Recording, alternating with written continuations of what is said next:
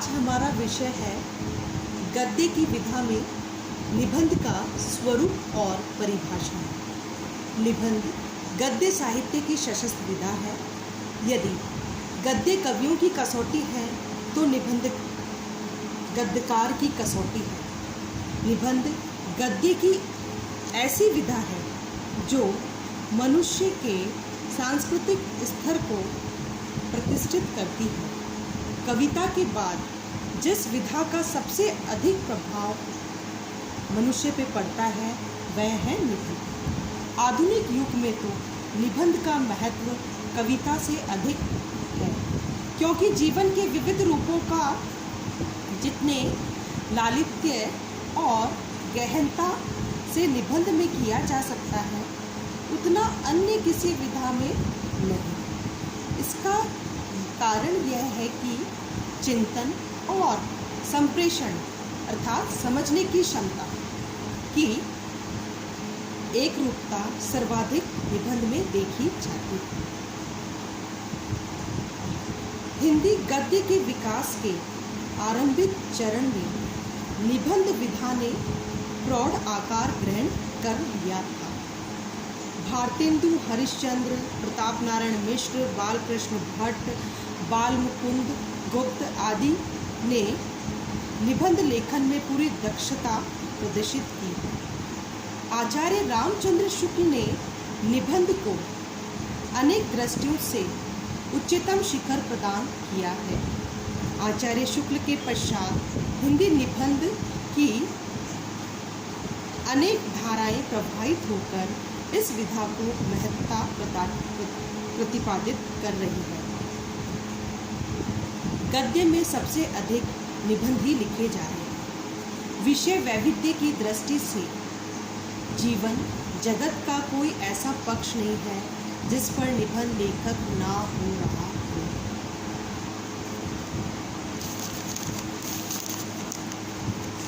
निबंध निधन बंद अर्थात ऐसी रचना जिसमें विचारों का निबंधन हो।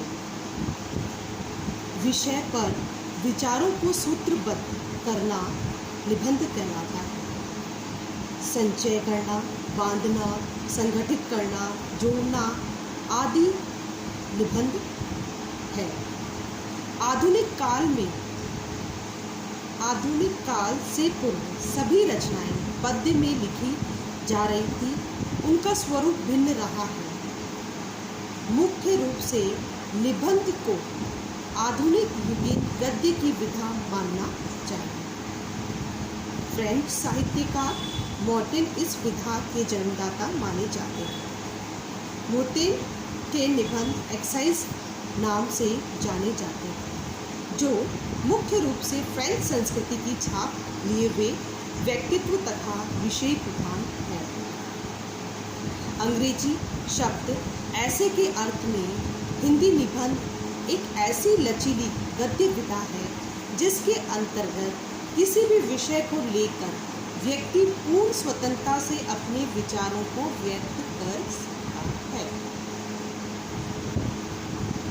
लेखक न केवल अपनी मान्यताएं प्रदर्शित करता है, अपितु वह विभिन्न परिवेशों विचारों द्वारा दिशा निर्देश भी देता है। निबंध के द्वारा सामूहिक एवं परंपरागत मान्यता एवं स्थितियों का परिचय दिया जा सकता है।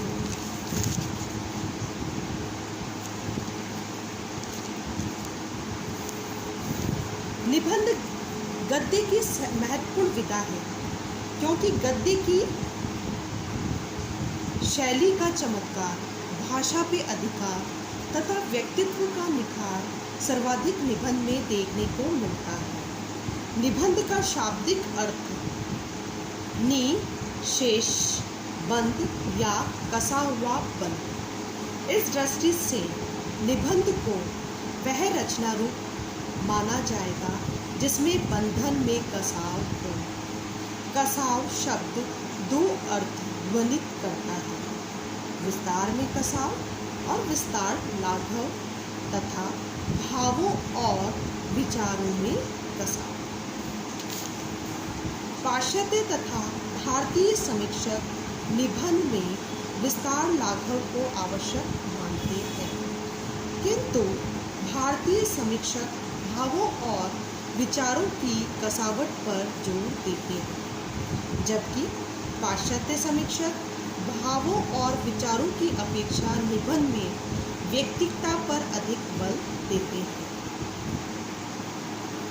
हिंदी में निबंध के लिए प्राय लेख, संदर्भ, रचना, प्रस्ताव तथा प्रबंध जैसे शब्दों का प्रयोग होता है, पर इनमें से कोई भी शब्द निबंध के अर्थ की व्याप्ति के अनुकूल नहीं है। लेख का संबंध वस्तुपरक गद्य लेखन से जोड़ा जाता है, जबकि प्रस्ताव का अर्थ तो और भी सीमित है। विषय के किसी विशिष्ट प्रसंग को लेकर जो विचार प्रकट किए जाते हैं उसी का सूचक शब्द संदर्भ है। रचना से मूलतः किसी रचनाकार की कृति का बोध होता है, जो गद्य में हो सकती है और पद्य में भी। प्रबंध तो निबंध का समानार्थक प्राय संस्कृत साहित्य से हो रहा है, किंतु धीरे धीरे संस्कृत में प्रबंध शब्द आख्यान के लिए रूढ़ हो गया है। संस्कृत साहित्य में निबंध के नाम से जो साहित्य प्राप्त हुआ है, आज का हिंदी निबंध सर्वदा भिन्न है। संस्कृत में निबंध सूत्रमयी शैली में भाव गुंफन की कला है, जबकि आधुनिक हिंदी निबंध मुक्त मनोदशा का उद्गार है। निबंध के इन दोनों रूपों को आचार्य शुक्ल ने यह कहकर एकत्र करने का प्रयास किया कि विचारात्मक निबंधों का चरम उत्कर्ष वही किया जा सकता है जहाँ एक एक पैराग्राफ में विचार को दबा कर लिखा गया है। इस परिभाषा पे आचार्य शुक्ल के निबंध खरे उतरते हैं। वह मानते हैं यदि गद्य कवियों की कसौटी है तो निबंध गद्य की कसौटी है।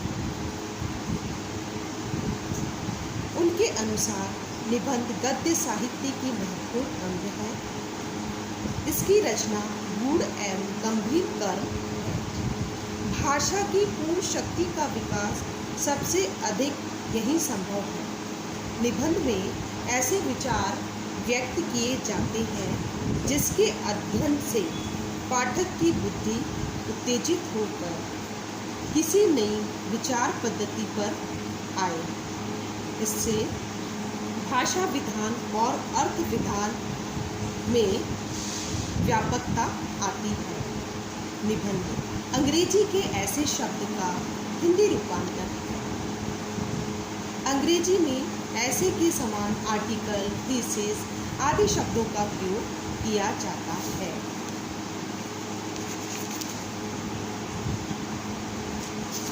आधुनिक लक्षणों के अनुसार निबंध उसी को कहना उपयुक्त होगा जिसमें व्यक्तित्व अर्थात व्यक्तिगत विशेषता हो। व्यक्तिगत विशेषता का यह मतलब नहीं है कि उसके प्रदर्शन के लिए विचारों की श्रृंखला रखी ना जाए या जानबूझकर जगह जगह तोड़ दी जाए। इस कथन से स्पष्ट होता है कि निबंध में व्यक्तित्व की अभिव्यक्ति की एक सीमा तक ही है। हाँ, बुद्धि और तार्किकता को अधिक महत्वपूर्ण वे अवश्य मानते हैं। उन्होंने वस्तुपरकता, व्यक्तिकता, बौद्धिकता और भावात्मक का निबंधों में उचित सामंजस्य करना चाहा है।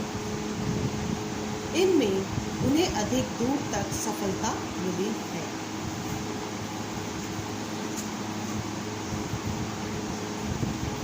उनका विश्वास है कि निबंध को ना तो दर्शन होना चाहिए ना कविता होना चाहिए।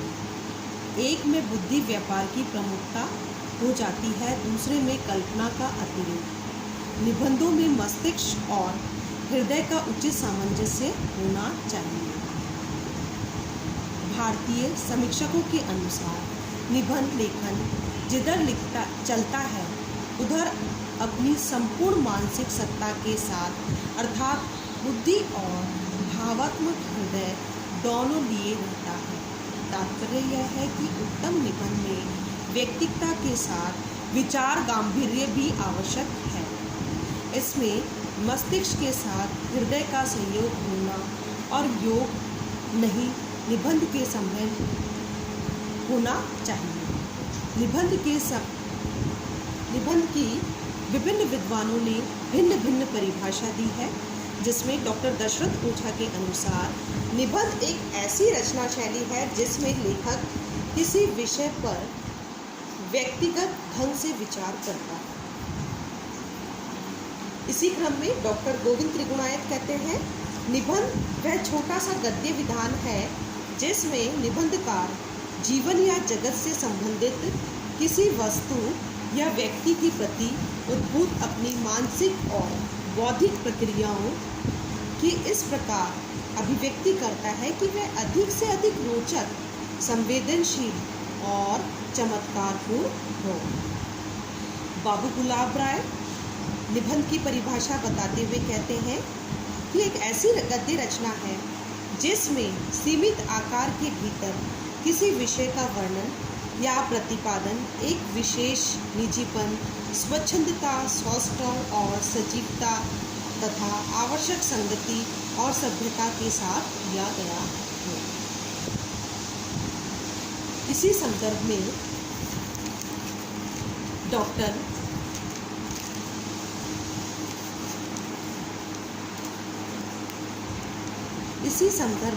डॉक्टर बलवंत कोतमीरे का कहना है, निबंध एक साहित्यिक और ललित गद्य रचना है जिसमें लेखक किसी विचार या विषय से प्रभावित होकर अपनी भाषा में अपने विचारों, भावों की क्रिया प्रतिक्रियाओं को ऐसे सजीव ढंग से व्यक्त करता हुआ पाठक की मनोवृत्ति को व्यक्त करता है। आचार्य रामचंद्र शुक्ल के अनुसार आधुनिक पाश्चात्य लक्षणों के अनुसार निबंध उसी को कहना चाहिए जिसमें व्यक्तित्व या व्यक्तिगत विशेषता हो। आचार्य हजारी प्रसाद द्विवेदी का कथन है, भावों और विचारों की प्रधानता तथा शैली की रम्यता के योग से जिस नवीन साहित्य का प्रचलन हुआ है उसे निबंध साहित्य की संज्ञा दी जा सकती है।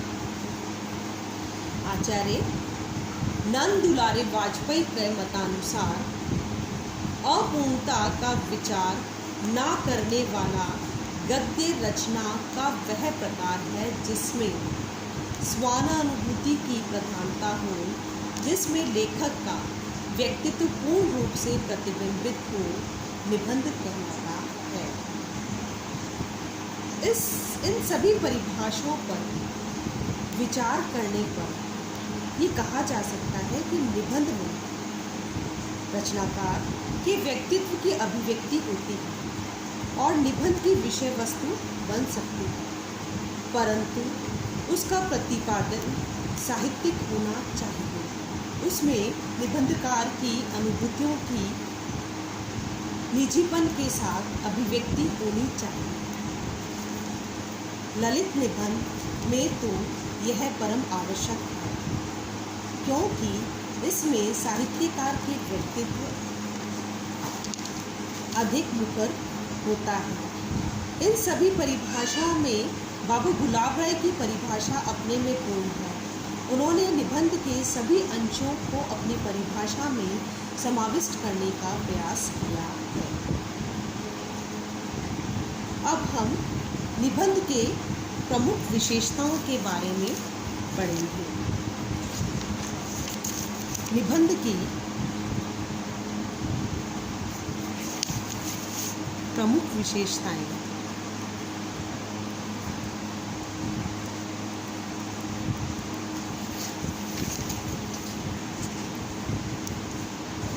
निबंध की प्रमुख विशेषताओं में सर्वप्रथम है आकारगत लघुता। निबंध अपेक्षाकृत आकार में छोटी गद्य रचना के रूप में होता है। अधिकांश निबंध गद्य में लिखे जाते हैं, परंतु कुछ निबंध पद्य में लिखे गए हैं, जैसे महावीर प्रसाद द्विवेदी का हे कवित्व नामक निबंध। निबंध के आकार में कोई सीमा निर्धारित नहीं है, वह बड़ा भी हो सकता है और लघु भी। अगली विशेषता है निजीपन और व्यक्तित्व विशेषता। निबंध में लेखक के निजीपन और व्यक्तित्व की झलक होनी चाहिए। साहित्य की अन्य विधाओं में लेखक का व्यक्तित्व कुछ अंशों तक बोझिल रह जाता है, किंतु निबंध में नहीं, क्योंकि निबंध में लेखक को जो कुछ लिखता है उसको अपने निजीपन के अनुरूप अथवा अपने अनेक विशेष दृष्टिकोण से लिखता है और उसमें व्यक्तिगत अनुभव रहते हैं।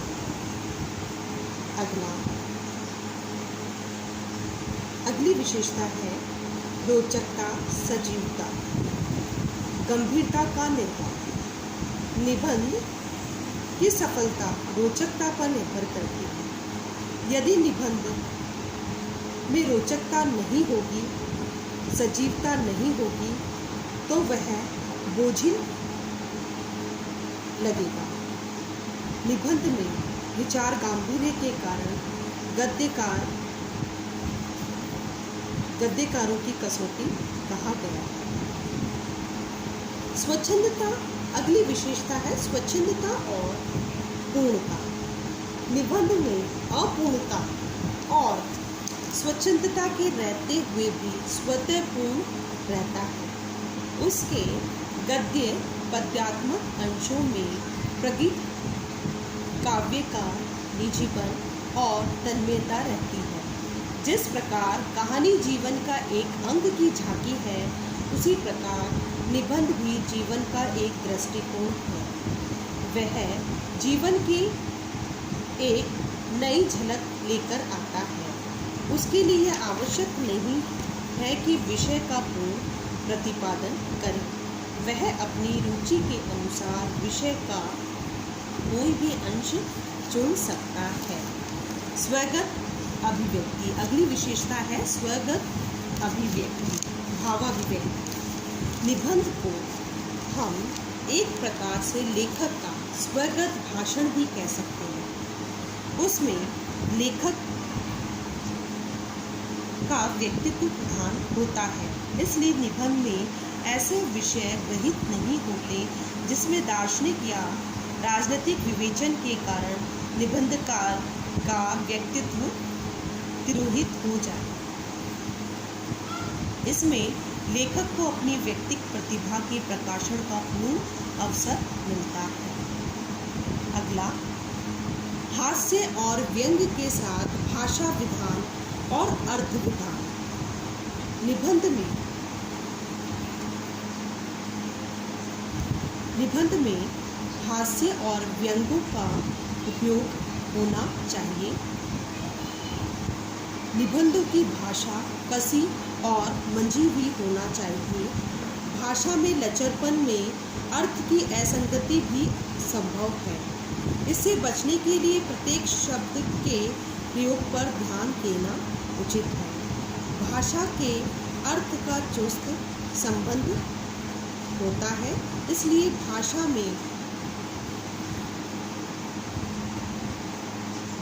में अभिव्यक्ति होनी चाहिए।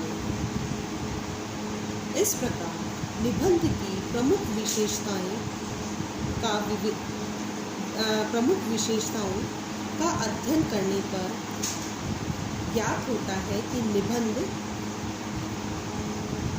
में संक्षिप्तता, विचारों की स्वतंत्रता, अभिव्यक्ति की स्वगत विशेषता और निबंधकार के व्यक्तित्व की विशिष्टता होना अति आवश्यक